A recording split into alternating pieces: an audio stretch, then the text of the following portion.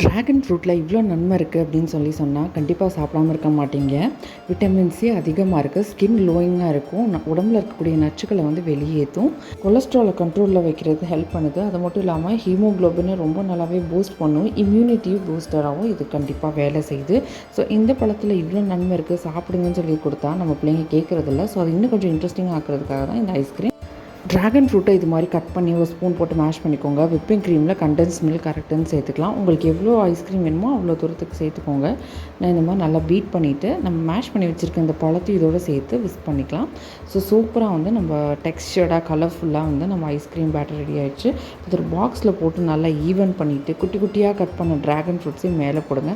இதை கண்டிப்பாக போடுங்க, நல்ல ஒரு டேஸ்ட் கொடுக்கும். பாக்ஸில் போட்டுட்டு டைட்டாக வந்து அதை க்ளோஸ் பண்ணி 8 hours கிட்டே வந்து ஃப்ரிட்ஜில் வச்சிடலாம். நைட்டு செஞ்சுட்டு காலையில் சர்வ் பண்ணிங்கன்னா சூப்பராக இருக்கும்.